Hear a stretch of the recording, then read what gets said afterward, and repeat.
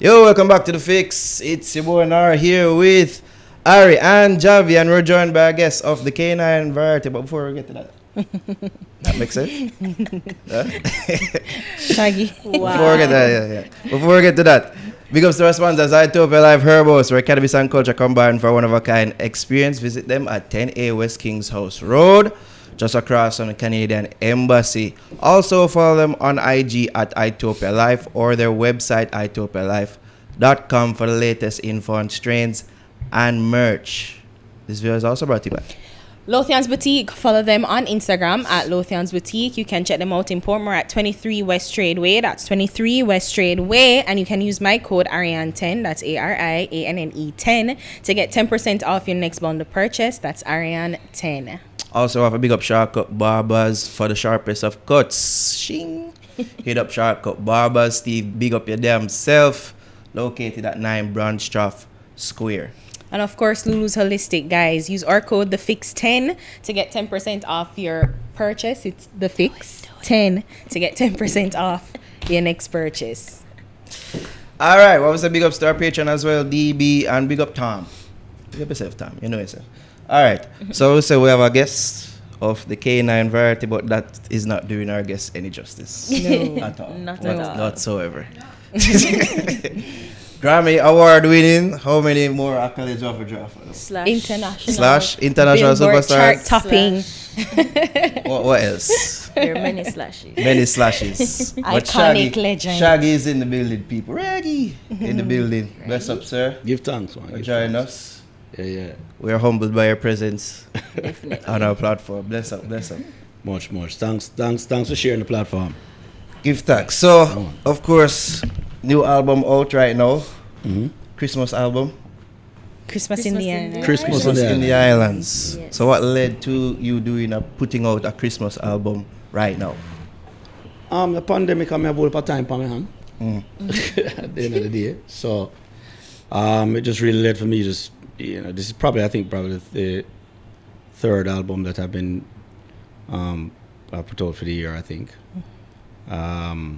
Actually second, because I put out Wagwan from the right before it.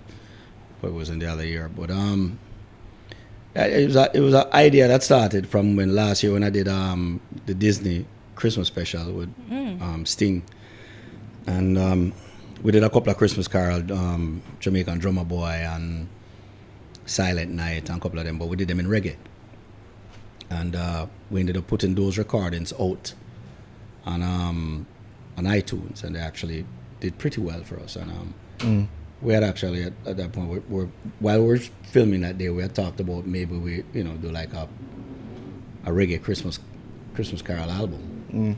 So when I came back from the tour at the top of the year of the UK, I was in New York, and I just started to put some melodies together, and then the pandemic hit. And I figured, pandemic probably lasts about 2 months. As did everybody. So I kept writing, and by 2 months' time, it just kept going. And Sting was stuck in the UK, and I was stuck in New York. Finally, Jamaica opened back up, and I came home, and now I found myself stuck in Jamaica. And so at that time, it was pretty evident that it was going to be a Shaggy album, and so I started to really kind of focus the songs on my Caribbean experience during Christmas. And so I just called on a couple of able-bodied friends that I have. Killer. You mean Junior, local friends that you can easily reach out to? Well, not just local, because we had Neo and Just Stone and yeah. a couple of people that we had gotten in touch with. It was just people that I have really good relationships with. Oh, me. And to be honest with you, once I was writing, each song I was writing at the time, led me to the artist, because sometimes you just come with an idea, and then, like, for instance, Ragamuffin Love, Ragamuffin Christmas, actually, it was really between Junior Reid and Barrington Levy, and it was that kind of voice I was looking for when I was writing it. Yeah. Okay. And even when I did the demo, I did it in that tone and just trying to get the right person. But then Junior Reid ended up doing an incredible job at it, and really did his thing on it for me. So yeah. What's the mind frame, or how is it getting into the mind frame of Christmas when you have the pandemic happening? And I mean, it's not, you recorded, I'm assuming, in the summer.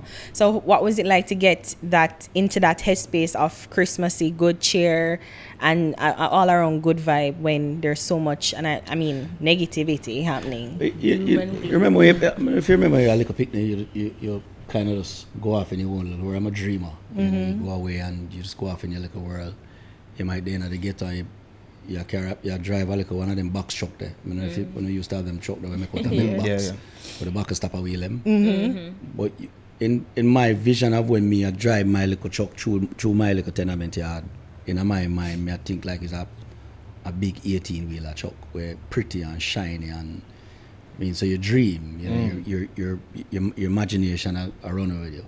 It's the same thing you do when you're creating. You know, I'm sitting there, I'm thinking about my experiences as a kid when, you know, I do Christmas with my grandmother. You know, I think about grand market, and I think about the things that we did have, the sorrel, you know what I mean, all of them things. You just start think about them, right, and scenarios of them while you think about it, and you just dream.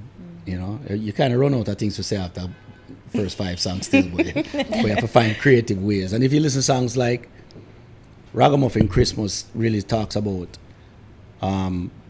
your experience as a Jamaican in the garrison, and how you experienced Christmas. And it was a story beautifully told by Killer and Juna Reid, you know what I mean, where it's believable once you listen to it and hear it. You say, yeah, you can really put yourself out.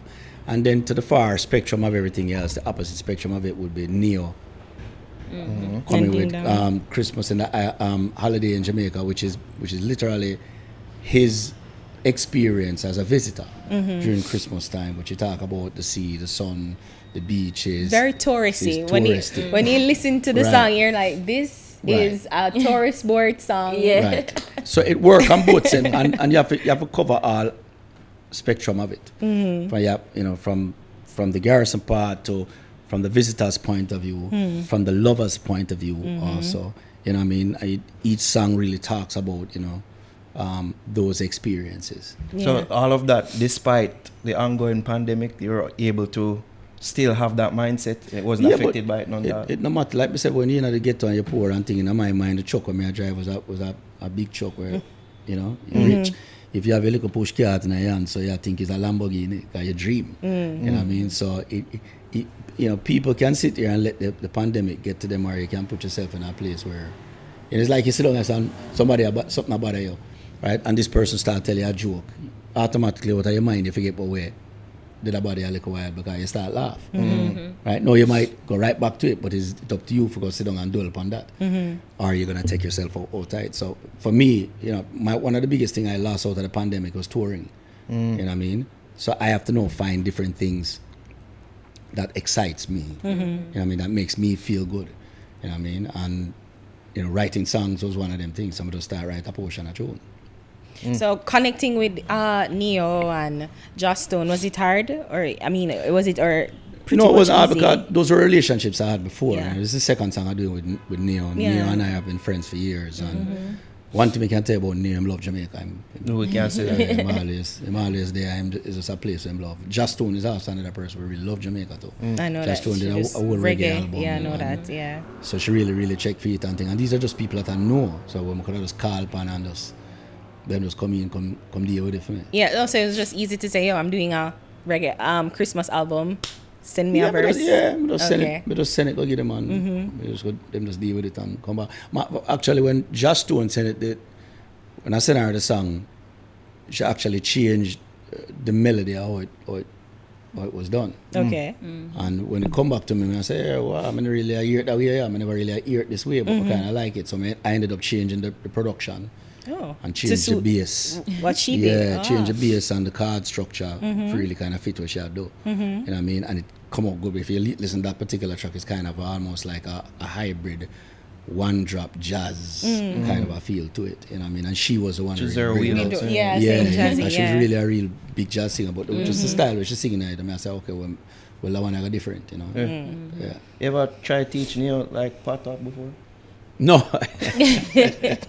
It's our best rendition. Try to look at I want to tell you, Can somebody teach him? You can't teach, Pastor. Yeah. No, you cannot. But I want to tell you just when I heard it first, I said, wow, the man go patois. I say, it wasn't the patois with me. I would have done. Yeah. But the way Neo is one of them artists that him coming like Snub. Snub can just go 1, 2, 3 and to the 4 and it sound good. Yeah. You see me? I say if up that thing, the Sean Paul is another man like that. He can sing ABC and it sound good. Neo is like that. It no matter where him sing, it just sound good. Them have that thing there. You see me? I say have some man where just have to have whole heap of lyrics and to make you tune in. You know what I mean? Because a lyrics really it's not really all the style of what him do it. But Neo know he's both and he give the lyrics. But the argument they might talk on the song if you listen to it that's some it's a real top right. Yeah, you know, so I'm good. So, in regards to doing this album versus the album with Sting, was there a different approach? Any difference in approach in doing the albums? It's same approach of you sitting down.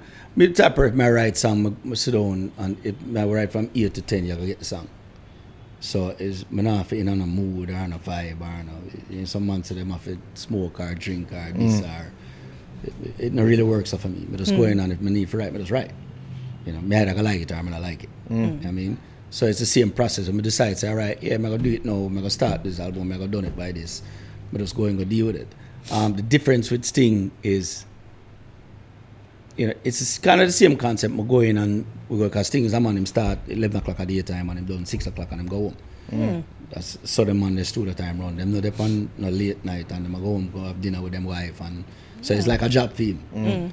So me like that. You know what I mean? So them come in me I say, yeah, all right, what we have now? This bomb, we pick up him bass and we start throw so go around the mic and him have a mic and I have a mic and we throw some melody, we go back and I say, all right, we're gonna do this and we start right. And you know, his thing now is on the instrumentation, I'm gonna try 5 million different things, which me no used to.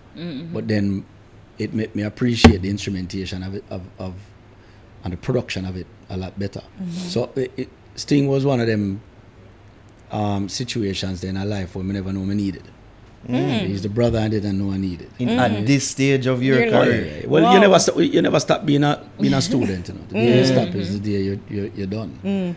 So for Sting, it was a kind of an aha moment, as they would say, with Sting. You know what I mean? Where I was shown things and taught things that I never in a million years. And if you talk to him, I'm going to tell you the same thing because my process was mind-boggling to him. Like what? Like what was it? What are you teaching? Like them write music with instruments. Me just write them out of my head. Okay. So you hear the melodies and in your head. Yeah, me hear everything out for go. Everything is by ear for me. His is more theory. You know, I say it you know, and of course him have him ideas, but him, you know, him is more with instrumentations and stuff like that. And so the process was different, and it will take a whole day or maybe 2 days for write a tune. You know, that one day they may like 4. Wow. So it on a good day. Depends on what kind of coffee me have in that morning. So we've heard the album as Ari mentioned earlier. It's very tourist friendly. You would say. No, I wouldn't say the album is tourist friendly. I would say there are songs on there that are tourist friendly. There are songs like even the one I was playing was So She Love It When It's Christmas. It really talk about a real regular life that we have a girl will like spend. See, but yes, she says she not like Christmas. But when you look on your credit card, you realize about yeah. somebody when I like Christmas and them things, you we like a good deal. You love buy enough present and when you see the credit card bill go up. That Black Friday deal is great. She can't right? do it different. Cause it look like every day at Christmas for she. But you yourself are realizing at Christmas time the numbers them up. You know what I mean? So at the end of the day, she clearly enjoys Christmas, and you clearly like the fact that she enjoys Christmas. But don't tell me you don't like Christmas. You know what I'm saying? So you have to say, okay, you like buy yourself Christmas present, but you just not want. You know what I'm excited? I just love shopping. Yeah, you just buy it. You like the mood so of Christmas. there are different songs on certain things, you know. songs like Open Presence, Romeo and Virgo do, where it talk about. Remember, them always have the kind of Christmas beach party where them have out the sort of boat, them and the people, them drunk and all of them thing there. Yeah, I've never been. Yeah, I know. yeah, I'm aware. Yeah, so them have it talk about things like that where people who are beach. You know what I mean? Then you have Ragamuffin Christmas where I get a different depiction of the street. So there's different songs. I think it is holiday friendly. Is what I would say. You know, very very melodic, catchy. And You think easy. there's something on it for everyone, like from every? I would think so. Yeah. I would think so. From the hardcore youth to the tourists to the easy listening. The two classic one, them Have Yourself a Merry Christmas and I'll Be Home for Christmas. When they are sing like me at Frank Sinatra. But those are also traditional ones. I would just do them in a reggae. Yeah. Because that's the vibe. Straight you know? reggae. Yeah, so you can just kind of get them. So I think there's something on there. Songs like with Omi and Shensia, you know, kind of an international feel to it, but still got that, you know, that feel to it. Warm and easy is kind of a cool, more of a listening vibe. That's something I've asked you. In regards to collaborating with modern artists. So is Are it you- modern? Say young. Younger. Yeah. Sorry. My bad. When then they see if they say young, you know, probably say I'm not young, you know. Yeah, you know what I mean? Tell us I'm not young, but I'm no problem I'm with just caught on myself. No. What do we say? What do I say? Younger artists. Do you look for somebody with a certain sort of international quality or that they can cross over, or just see them and you'll rate the music? Or the song always dictate the collab. Okay. So is wherever melody may come up back and I say, well, this sound like this person or this sound like that person. Right? I normally go for people who have great relationships with, like Shense, I have a great relationship with Shense and Ramesh. See, I have a great relationship with Omi. You know what I mean? I have a great relationship with Romian. You'll always see me use Romian for all of things because Yeah, you sure. it's just relationships. You know what I mean? If me have a bad experience with an artist, I will never use them again. No. I just saw it go up because if you can make music in a free spirit and feel good and have mutual respect for each other craft, you know, without this whole competition and ego thing, then it don't make no sense. That has ever happened to you? Where you had a bad... Can you share? Yes, no. Never asked. So in regards to work, you say contemporary. You choose the word carefully. Contemporary dancehall artists. You, other than the ding dongs, of course, you look like you have a good relationship. I'm a DJ. I do tune with anybody. You know what I mean? There's songs that me do and deal with where you don't even know what me do. You know what I mean? In terms of right and production? Right and production. Okay. Chica, girl, if you don't care, let me see you put your hand in the air. Them tune there, me write them tune there. Songs, Maxi Priest, whatever your eyes can see, my heart can feel. That's why I believe it. You Produce produce him album. Yeah. right. Well, got nominated. Nominated Grammy, right? Yeah. Produce songs like Slow Motion Vibes Cartel. That rhythm, that whole rhythm. Yeah. Recently, mix up with Sasko was also, you know. So, Conscience, co-write, Couple Up. As there'll be people, So- there'll be people watching and say, what about the alkalines and the squashes of this? Yeah, but we do. Alkaline was on my remix. Yeah. For that love. Yeah. You know what I mean? So, I'm not a partiality. All artists out there, I say I like, you know. When I say, oh, them artists are bad, but it still boils along to a relationship. It can be a situation where I meet a person for the first time and then my vibe just not take them. You know how much I rate them. I might say, oh, that DJ are bad, and I'm just pan a greeting at one point. I say, because I just know, say, the energy not right. You know what I mean? I'm just keep it moving. So what would make you consider the relationship to be a bad relationship? Like what would happen? It could be anything. It could be anything which way you have. The vibe? Yeah, vibe. Everything. Music is vibe. True. That's why I like my working environment for be, you know, lighthearted and everybody who can tell you say when make tune with me at work is a beer joke. If you listen to the interview with Steve, I'm gonna tell you say it may end up a laugh more than him do work. You know what I mean? Because it should be that. Yeah. You know what I mean? Me no look on music as work. And I see that too in special, especially the things that you do outside of music. So with that James Corden thing that you did with the Grammy, I thought that was hilarious. I don't take myself that serious. Yes. People take me more serious than me take me serious. You know what I mean? So That's people why I was hoping you'd appreciate the K9 reference. Well, I did realize your attempt of a joke. But, I'm just saying, don't quit your day job. Tell him all the time. Comedy is not your thing. Okay. You have Ariel over there, so I lose our mind. Oh my God! I knew I shouldn't have bought this. Yeah, but yeah, just, you know, lightheartedness. Yeah. You know, I don't take myself that serious at all. We're cool and easy. This genre is, in dancehall, is the coolest genre. I have a song on the name, Take It to the Cool. And I'm serious when I wrote that song because this is the cool factor. Jamaica is the coolest culture, the Jamaican culture, dancehall, reggae culture. Jamaica is the coolest country. It is a fact. Yeah. You look at a country with about 3 million people, and you think of the impact it has had on global culture. Yeah. It's astonishing.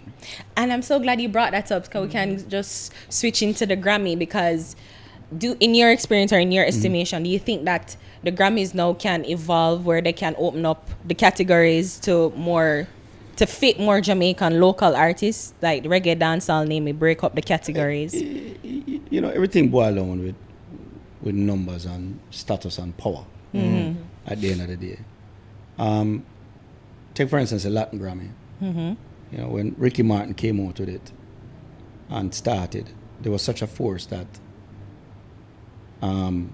they had to now create a Latin Grammy based on what Ricky Martin, Enrique, Shakira, Mark Anthony, J-Lo, all of them did. Now it's gone into reggaeton, which is, you know, you talk people like Daddy Yankee and all of them. Pitbull.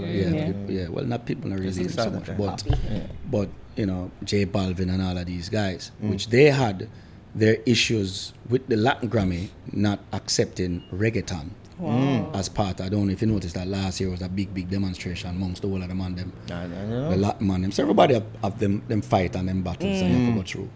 The thing with them, they have overcome theirs in so many ways because they united. They got together. Even what was going on in Puerto Rico when Bad Bunny kind of rallied everybody against the, you know, the madness where they're going down there.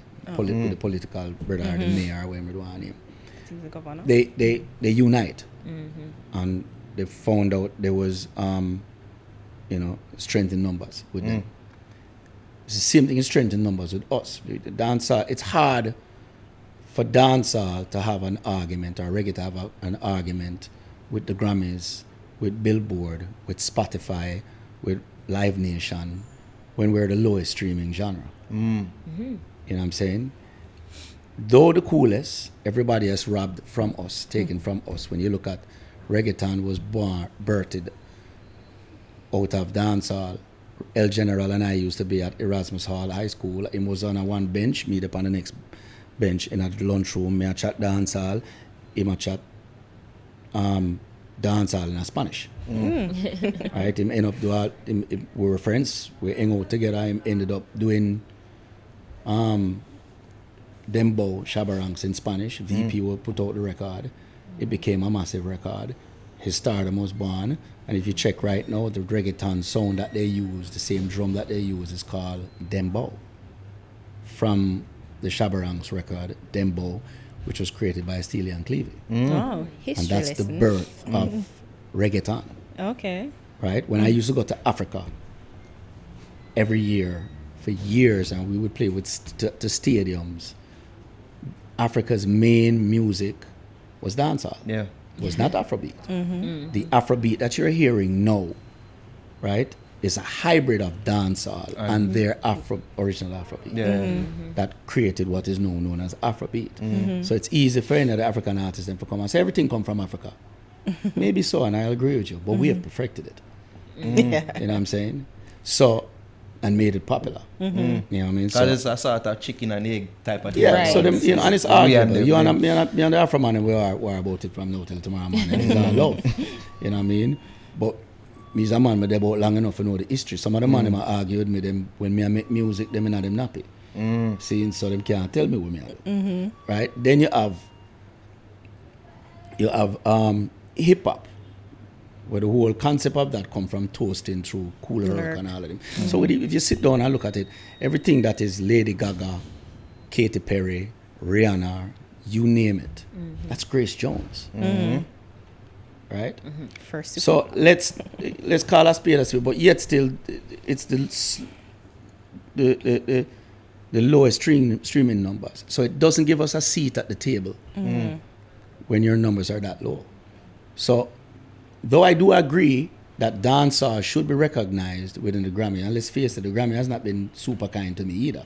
I got a Grammy in 1996 with Mr. Bombastic. Them couldn't deny it. The next time I have it was With Sting. With Sting. You really couldn't deny that time there either, because really and truly we dominated the place. You know?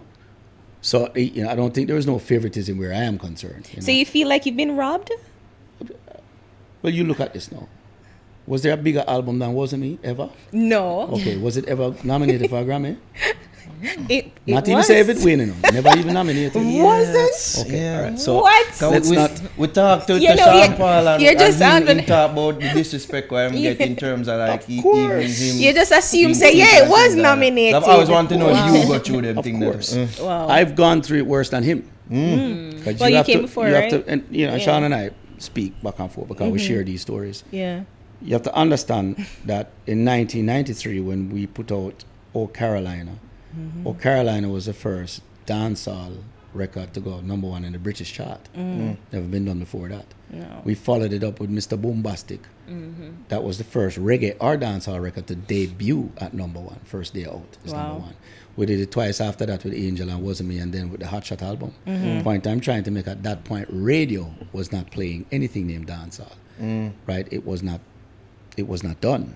And Just- here comes Right? Shaggy. Yeah. So we broke those barriers, broke those barriers down. So, you know, in 1993, I got signed for $1 million. It was a big deal at the time because no regular dancehall artist was signed for that amount of money.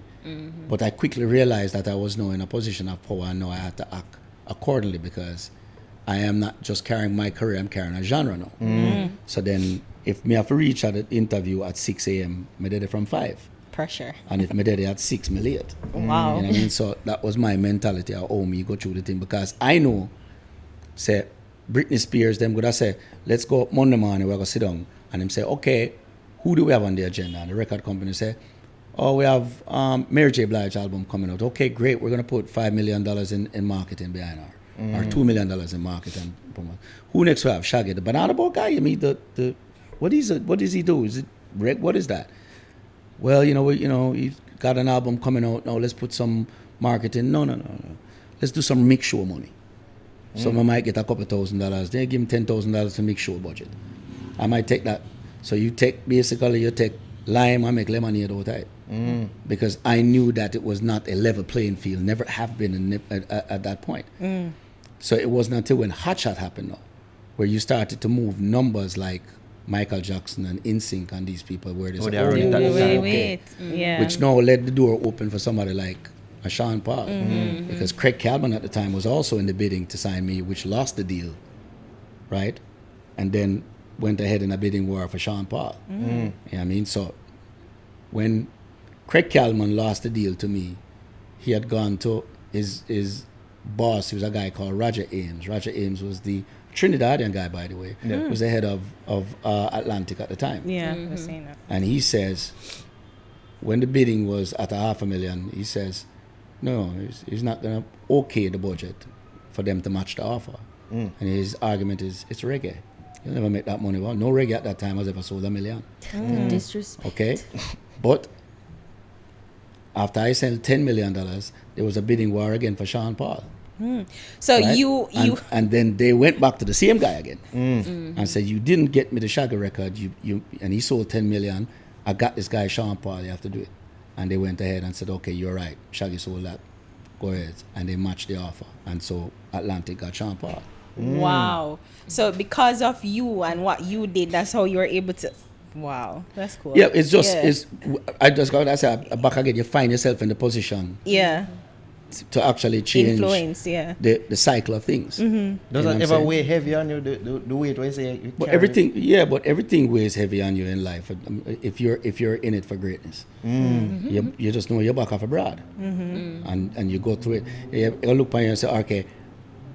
The biggest thing when we did Oh Caroline, everybody listened to the song and say, well, the next song Attorney was bombastic, and him say, but that not sound like Oh Carolina. And I say, yo, I'm not doing no more Oh Carolina. And Sly and Robbie did the Oh Carolina with Tease Me and Twist and Shout. There's a song called Boom Shakalak with Apache Indian, which is the same thing. Boom, boom, boom, Oh Carolina. Tease me, tease me, tease me, tease me, baby. Yeah. Yeah. Wine your body, wiggle your body. It's the same beat. Yeah. You know what I'm It saying? is. And they were all number ones. Yeah. But I just refused not to do it again, and they all call me difficult and what. Wow. And when I turned in a song called Bombastic, they must say, no sound like that. And it became a B-side of Summertime, which they thought was the main record. But then Bombastic debuted at number one because then it was also in the Levi's Hearts. But in testament to the song, Levi's Heart wasn't in America, and it ended up being a number one record there too. So you have to know, believe in yourself when you make your music and believe in what you say. People are going to say Yeah. that you can't. It's really that it's not that you can't. You can't. So you don't. So you've really learned that Grammys, they aren't really validations at this point. It's a nice trophy to have, but they're It's not validating. nice to be recognized Yeah.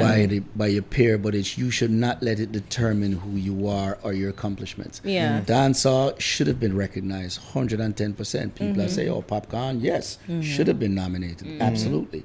He had an amazing year. Yeah. You know what I'm saying? But at the end of the day, for us to change the narrative, we're going to have to step our game up. You know what I'm saying? So in terms of selling the records, that's it, just selling? You need streaming numbers to have conversation. If I'm going to have a conversation with the head of Universal about anything dancehall, he's not even going to take the meeting. Why would he? Why would you waste your time? You're in a publicly traded company, seeing which it's all about numbers and making numbers. Why would I take my time out of the day when I'm meeting with Taylor Swift or any one of these people to have a conversation with Shaggy about a genre that doesn't crack numbers at all? Some would say that the playing field is unbalanced, and even It has always been the availability of always. DSPs here locally and in the Caribbean, it's not so much as it is in other regions. Absolutely. Well, the DSPs cannot compete with free. You just play my album a little while, I notice you're playing it from YouTube. Free 99. It was a promotional version that was sent to me by your people. See what I mean? So at the end of the day, how can Spotify or any of them compete against free? So it becomes difficult. I think the culture have to change for us to be competitive. You know what I mean? So we might have the cool factor. We'll always have the cool factor because over the years, Jamaica are not but stars. Not a lack of stars. But can our stars move the dial The needle. and move the needle to make people now start have the right conversations that they need to have? You know what I mean? I think there's a difference between stars and superstars. Well, I think that anybody who is a reggae artist, has to be a superstar because it's not a level playing field. Like I said, just to even have a seat at the table, just to even be on a level playing field. You know what I mean? Just to even have a chance, a shot. You have to basically, the odds are always stacked against us from day one. Can we talk more about your work ethic and even being nominated for a Grammy? Because the year that you were nominated, you were everywhere. And Even before that. even before that, Yeah. it seems like to get nominated for a Grammy, you have to campaign. Did you knowingly do that, or was just that you just so happened to be in these places at those I was times? selling a record, bro. Yeah. I was not looking at a Grammy. I was with a guy called Sting, and we did a project that most people couldn't understand. We were from two different genres. Our age difference was there. There's a generational gap. And people were looking at it like, what the fuck is this? You know what I'm saying? Sting and I made a pact that we knew we had something special. And we're going to let people see it. And so we decided we're going to go on every single show. So we weren't getting much streamers. We didn't get a lot of playlists, right? We didn't get radio. There's a lot of things that were stuck against us. But we had us. We had an amazing chemistry, right?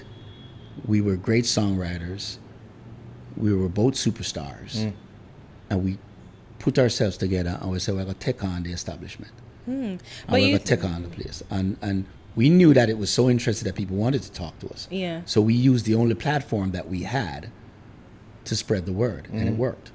But I mean, it's strange that you'd say that because Sting and you, in your own right, are international superstars, as you said. But it really was that difficult because Absolutely. It doesn't guarantee, not because I've sold millions of records and he sold millions of records, it does not guarantee us great playlisting. Doesn't do all of that. You so the have to- cachet that you build up with isn't worth. There's a lot of artists that are out there. They also have youth on their hands. Okay. You know what I mean? Youth is a big part of it. So I try to keep my finger on the pulse by keeping a lot of young people within my circle. And I bring a lot of my knowledge to a lot of the new stuff that they're doing and create a hybrid of it. What you hear on that Christmas record is a hybrid of, you know, you have Shane who sang, and some of these guys are like young producers. But I bring that classicness to their kind of new wave style of beats and production, right? And come up with a hybrid of what you're hearing. You know what I'm saying? So I keep myself, my finger on the pulse. I listen to things that I might not even like. You know what I mean? I listen to the first top 10 records, you know, every month or every week. You Top know, 10 Billboard? Yeah, Okay. I'm just listening to where that's hot. I got kids. I get into that. But they got youth. You'll have artists that, because they're hot and they're young and they're now, them can make garbage and you're gonna love it.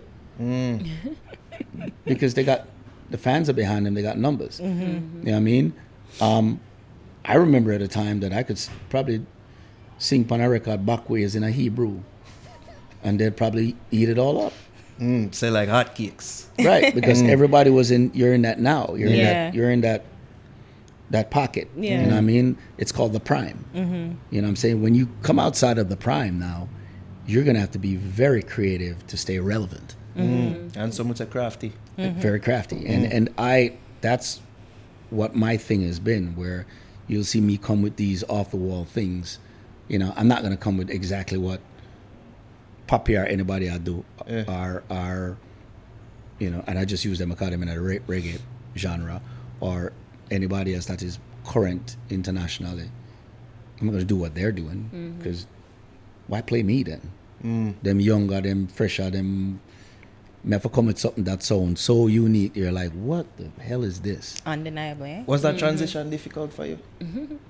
To from where? Transition From where? being Prime. the person who could have sing Hebrew backwards and he could have said like hotcake to know you have to seem like you have to fight. No, again. because it was a roller coaster. If you look at the track record of my career, it's been, I'll have a hit and then 3 years after, in a year from here, 5 years after, and then I come up with another monster. I've had more monster records than some of your biggest artists out there. That is true. Yeah. And I've had them on with a fraction of what they had. So you talk about me, I make records where I sell huge numbers of mainstream numbers when I'm not in a mainstream genre. Radio stations don't know how to play me because this song doesn't fit their format. Do you get what I'm saying? Yeah. But I wrote these undeniable things that you couldn't stop but play it. Yeah. You know what I mean? So that's me realizing that because the odds were against me, I had to work 10 times harder, right? Promote 10 times harder, do my music 10 times better than the average person just to even Be discussed. match up. Yeah. You know what I mean? So once you recognize that, you have to know. And it's a sad case. We've regressed in a way in dancehall because we don't have that that because the numbers are so down. At least at the time when you have me, Sean, and everything, we had those numbers to match to have the conversation. Yeah. Now we don't. You know what I'm saying? We just it's And hard to have. Is the there anything conversation. other than a culture shift that you could see and identify that needs to be changed? That you can say, oh, if we just change that, then probably things will be different. It's a number of things. First of all, you have to change your outlook. You know what I'm saying? You have to set goals for yourself. And you got to have bar.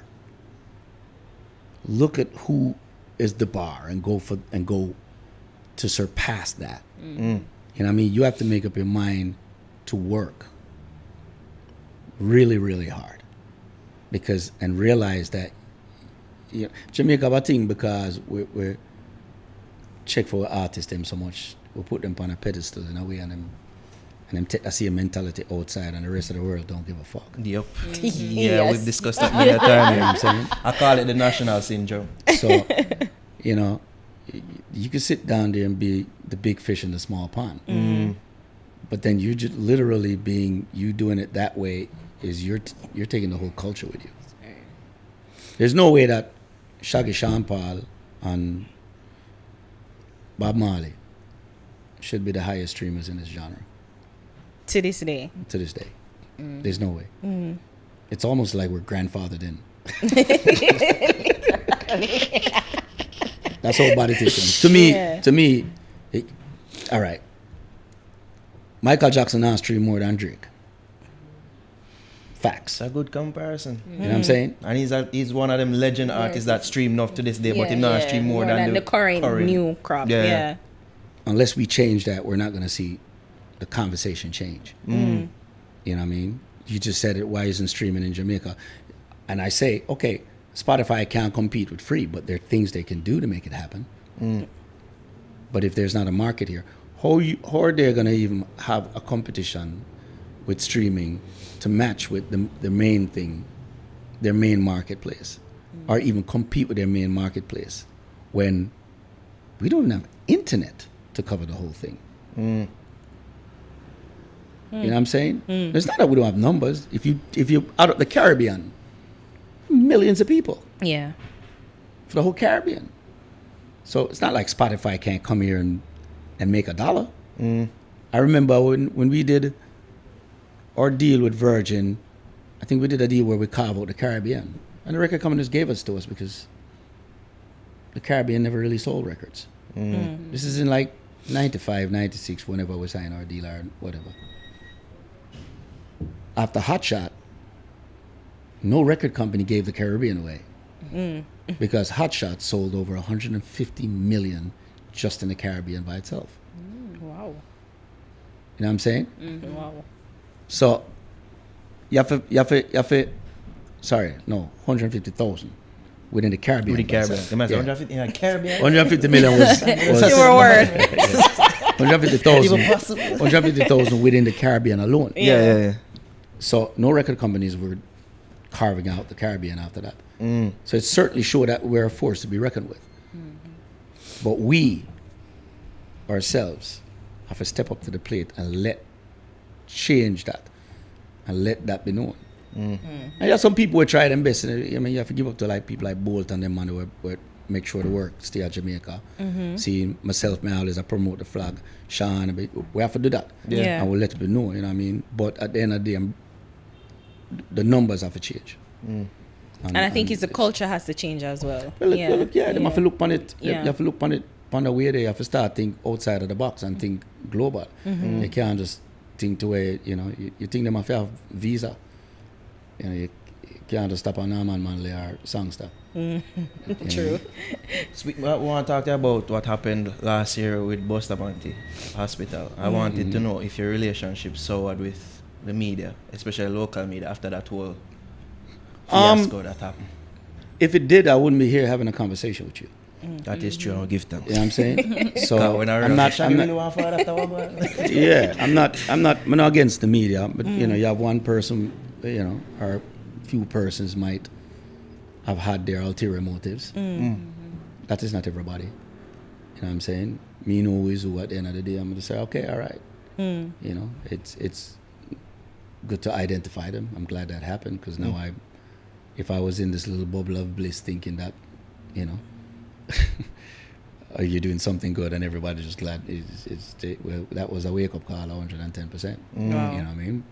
But it hasn't deterred me as far as my relationship with the children of Jamaica and what I need to do. You have to remember, 9 years before me start the Shaggy and Friends, I was doing it out of pocket, where nobody knew. Yeah. You know what I mean? It's nothing for me to go back to that. And, I have friends who are wealthy friends around the world that I can have conversations with them and say, oh, we need this and we need that. And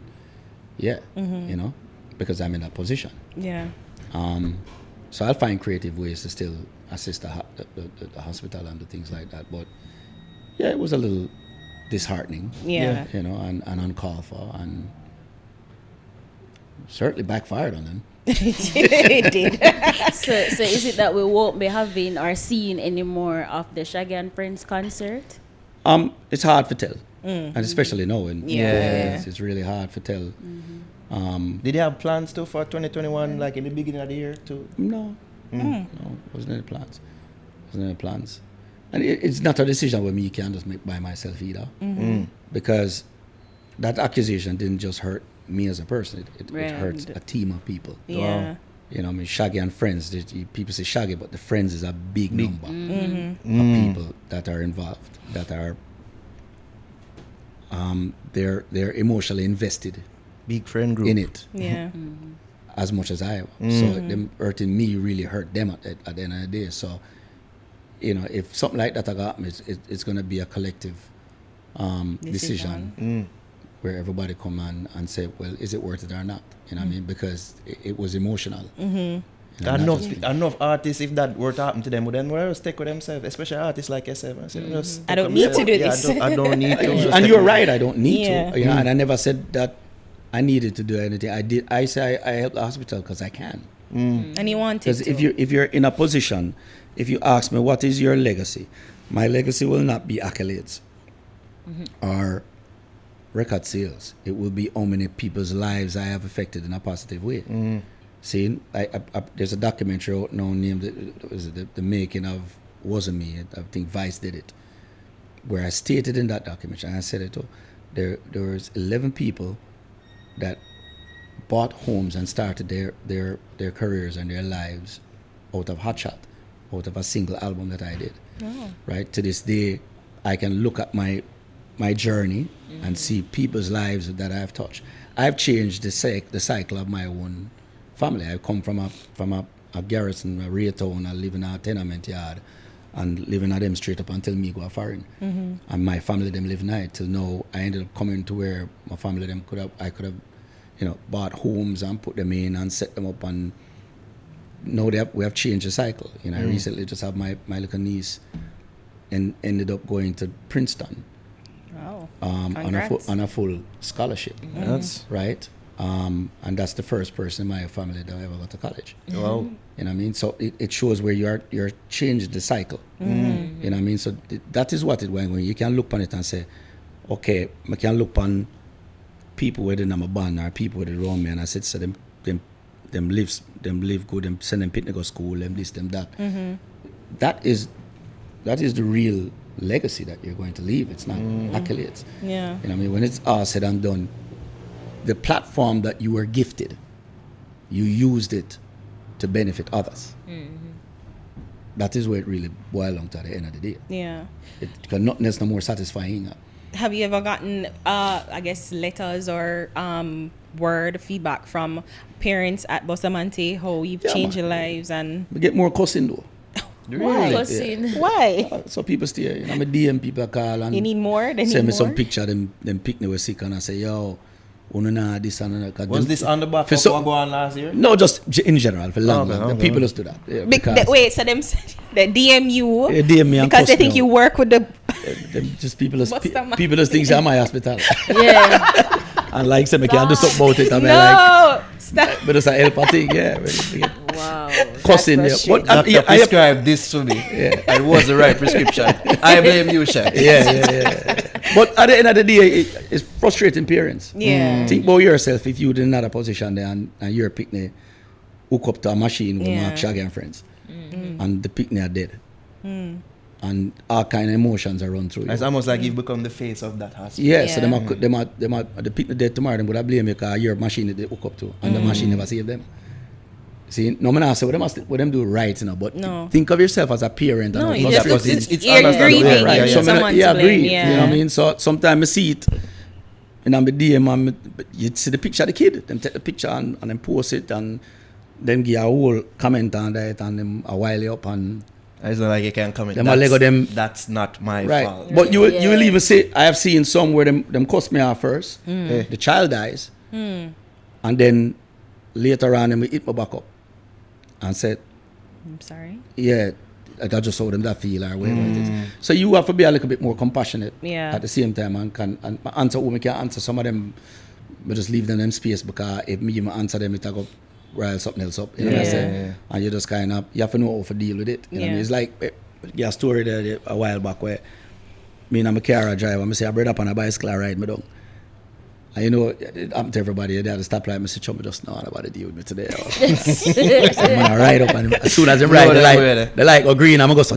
And the next light catch me, I'm just go, I'm gonna review me, see the man I ride up, and come on, I said, by the time the man reach at the glass, he goes and knock it, poop, poop, poop, poop, poop. And I said, John, man, I'm moving for this. I'm looking at my car and see if I have change, and I'm wind down the window, and the man push him on in and say, I just want to shake your hand. No, COVID. Wow. Well, at that time it was a COVID. Yeah. I didn't shake. I just want to shake your hand because my daughter did hook up to one of the machines down there, and I just want to say, I love what you do. Nice. So even it happened at that So at that point, I say, you just feel like a piece of shit when you're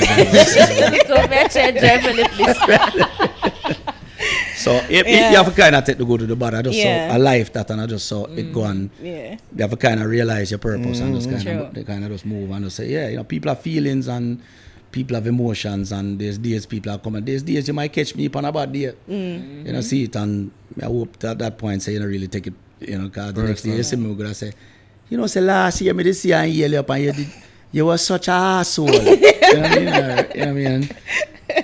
But you're nice today. Stop comedy. Stop comedy. My what question I was saying, like, because I saw a picture that you posted and I was laughing now and I'm saying, being an international superstar and you post a picture of your daughter and she was just like there are days when your kids really humbly feel humbled by them most days. My 15-year-old super cool right now. Yeah. So she make fun of me every day. Yeah. I think the other day we have banana around the place, so me did a run hype, my hype at the door with her, So I say, just so you know, say me dey on TikTok star. See it and me start. So what, you know, do a TikTok dance to my thing, and she say, you'll never see me do TikTok song to your song. Dad, get the fuck out of here. But then she send me all her friend them TikTok for post up. So I know say it about her, I say, yo, my art. But I've great relationships with my kid. Somebody asked me a question this morning on an interview, say, if I was to leave the world at this moment, what would I miss? And I would miss the love of my family, my children. I'd miss hugs. I mean, it's everything is rewarding when it comes to just a relationship with my son and my daughter, and just my wife, my family is truly rewarding. I don't think there's any feeling that I've gotten, or anyone that I meet, or anyone that records I've sold that give me that feeling there. It really, really gratifying, and just it's just unconditional love, Yeah. Did you really snub being on Rihanna's album? We just No, have sir. to None of us. And we've heard words from Oh, yeah. her camp and from people in your camp, but I don't think I've actually heard from you directly about that whole situation. Because there was nothing to tell. I'm just, you know, you do an interview and somebody want to sensationalize it, so them just start writing some other things. Them just take your things and the way you say and take it out of context. You know, that's exactly what you know. There's no secret. Rihanna was doing a reggae album and everybody who do reggae, they got in touch with to do it. You know, why would I be an exception? I'm one of the top guys, of course. You know what I'm saying? My argument is like, yeah, we'll do it, no problem. But then I'm going to say, oh, okay, make some songs and send in. I'm going to say, Which them term as a audition. well, that was probably my fault. I probably chose the wrong. Probably chose the wrong. You sensational. I probably chose the wrong Who's word. audition for you? Yeah. But what the point I was trying to make is that you're me busy, she busy, Yeah. and the magic happen when we're in our room together and we can vibe. You know, so they must say, yo, make some tune and send going, and if she like them, she do it. And I say, I don't really need that. At the time, them there say like it must have completed to it, just need to mix and master. I don't even know where it was at the point, but from what I was told at the point, it wasn't finished. Okay. You know, and there was room to do more stuff. And I was talking to our A&R, and we were cool. You know, so, but you know, I've seen her on many occasions too, and she's always nice. But I want to tell you, so I was at one of Grammy. I was nominated. I never win the year either, but I was at the Grammys and. Shaggy look Yeah, like you take note of them here, so- No. But did remember go walk in at the Grammy and Yeah. feel somebody walk up to me and put them on. You know, people walk behind and cover your eye. Yeah. I mean, I feel it, and I say, "Who this? Who this?" And I turn over, it was Rihanna. You know, so me and her are always good. It's not the men are end up at the Rock Nation party and we end up at Yeah. chat for a while, and so there's no animosity or Yeah. vibes. I mean, my root for her more than anything, just because she's a Caribbean girl first and foremost, and I'm glad say she come back in a reggae, you know, where she start out in a dancehall. You know, I mean, so, and it would be an incredible boost to the genre Yeah. if she does it, you know. People seem to think that she's one of those people that is a culture vulture in a sense. Not at all. You can be a Yeah, culture. vulture when you're from the It's culture. almost like she has matriculated so much into that culture. It's like we don't see her as a part of our. No, man, you can't take that from her, man. A Caribbean girl, when she talking, you hear her, you boy and start sing. She talk, you know. Yeah. You can't take that from her, man. I'm not wicked for that to do, man. I mean, she is Would the they claim her culture. back on Twitter? What yeah, for Yeah. my whole Twitter thing. No, but you can't take that from her, man. She's the queen at this point, man. She does her thing. Well, when Versus on, she had the first one upon Versus. That's true. I big up the thing and you can't take that from Rihanna. I'm not gonna sit down and hear nobody has said that. I'm sorry, you know. So that case was more of the teams getting the mix up versus it was the you. press. The Press. Just press Yeah, it. It press. It has nothing to do with the team because the team they don't. We don't talk already. I know where I go. It's just I do an interview in England. It was in England. It's about tabloids and them just take what them take. And They are some of the most. it's a great headline. Vicious. Yeah. Shaggy snubs Rihanna. Yeah. Great headline. It's a better I see headline. Vlad run with it at 97. Yeah, it's a and, better. Yeah, it's a better headline. I mean, you know. Thank you. I mean, it's a press. I mean, it's a better headline. You know. You know, they said nothing stands in the way of a. Don't ever let the truth stand in the way of a good story. Wow. You know, so it is what it is. Well, See Ariel, I look on her watch. You know what I mean? me, man, I don't watch. No, Ariel. Oh, Ariel. Yeah. Speaking of, the whole situation there with Little Mermaid. Little Mermaid. Yeah, did they have any? First of all, reservations can to I do? just say, like, you made like a part of my childhood like happy. When I watched it, it brought back such good memories. And to see you playing the role of Sebastian, which I've always I guess associate the crab to be a Jamaican, it was nice. It was nice. You know what it is? There's nothing before its time. Yeah. If you had asked me, if you had said to me that I would be playing Sebastian 10 years prior to that, I would say no way. You know, and it's a testament to your maturity as you go along. So why would you have said no 10 years ago? Because I probably wouldn't find it cool. That's a matter if you have any reservations. Yeah, I wouldn't have found it cool. And there are many things I've turned down. I've turned down some things. If me ever tell you some things we turned down, you. Tell me one. movie with Anthony Hopkins. Which one? I'm not gonna say the movie. Good thing I turned on it flop anyway. But anyway. Oh, I can't but Transformers. but just the opportunity for such. Yeah. But Great, that's just one. Yeah. There are many. Because I just didn't feel it was the right time. I didn't feel like it's something I would excel at. I wasn't in the right frame of mind. Everything fits in for a purpose. When Little Mermaid came around, it was the right time. I felt like it's something I want to do. And it was uncomfortable. But I also got to a point where you realize that you cannot achieve greatness unless you step outside of your comfort zone and find comfort outside of your comfort zone. You know what I mean? And so you kind of put yourself in that place now where it's time to embark on things. So what I would implore a lot more young artists to do is try and be as uncomfortable as possible and try and find comfort in that uncomfortable space. And you will see growth. And I mean, a lot of why I didn't grow was because I kept in my comfort zone. I kept with the same circle of people that I was comfortable with. And then them people after a while start to think it's about them because you keep relying on them. And then you might be around people, if you're around people they're not celebrating you, then you're around the wrong people. You're supposed to be celebrated every single time. You know what I'm saying? And if you're around those people and they're not celebrating you, you're not the wrong set of people. And careful, always surround yourself with people who are smarter than you, more accomplished than you, better than you, because the thing is, if you're the smartest person in your circle, then you're in the wrong circle. You're wrong circle. You got to do that. And if you get people that are less fortunate than you or lesser than you, they are going to applaud you because there are ulterior motives to applauding you. So it's almost like you're buying the applaud. You're paying for the applaud. For the applaud. So it's these things that you learn as you go along in life. And then, that don't mean say you can't spot somebody with potential, because you must always celebrate and reward potential. You know what I mean? Because that will expedite the growth.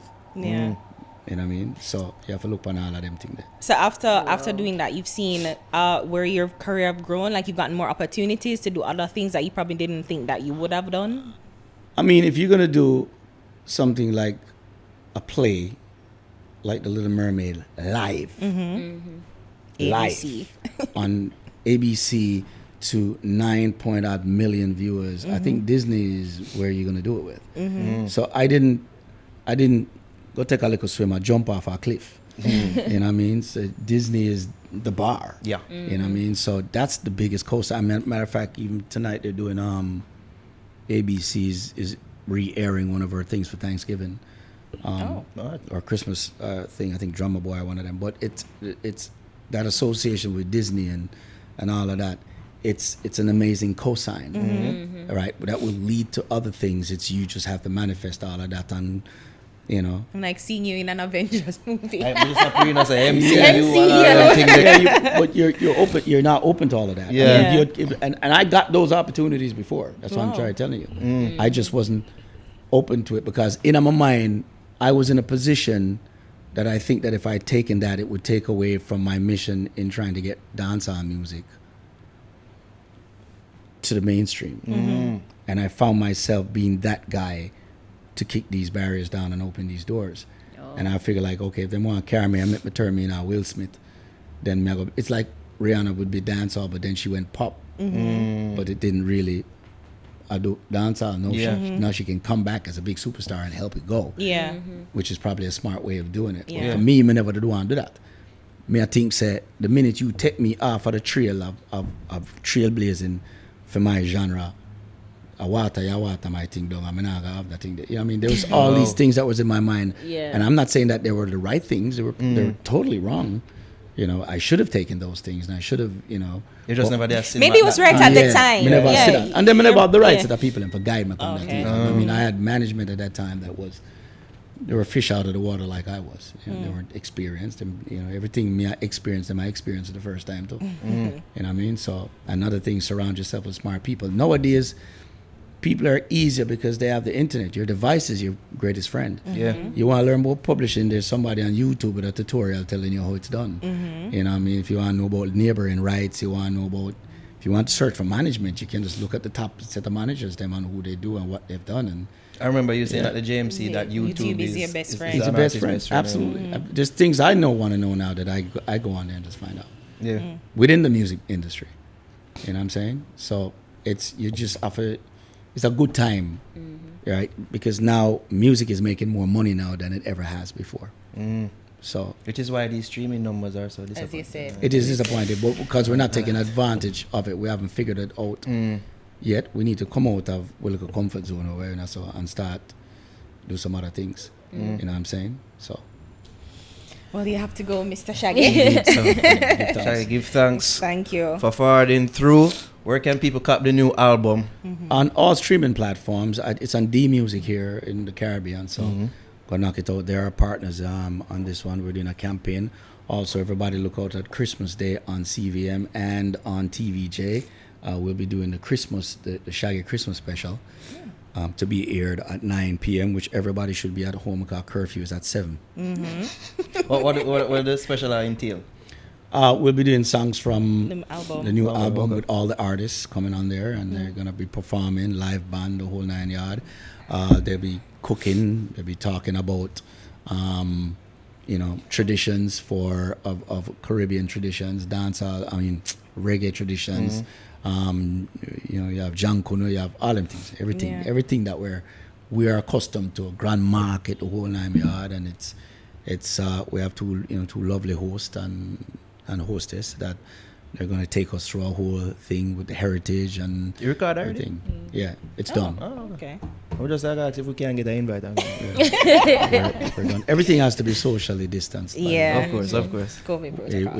We had to try best, but we put a lovely package together that because every year you used to sing, you watch Mariah Carey Christmas special or you watch Bing Cosby and them thing. They from me a little boy, I watch them thing. I was watching the Charlie Brown, like them Yeah, foreign, Right. So where is ours? Yeah, it's true. Well, here you will have ours now. So that's All it. right. Blazing the trails yet again. Yet again. Give thanks. Where can the people follow you on the At socials? The Real Shaggy, and I think that's also /Shaggy on Facebook and at The Real Shaggy on Twitter, and I try my best with social media. I'm not the greatest of it. We just ask you, where are the TikToks? Where you? TikTok. TikTok. I do have a TikTok. The Real Shaggy. You're so uncool.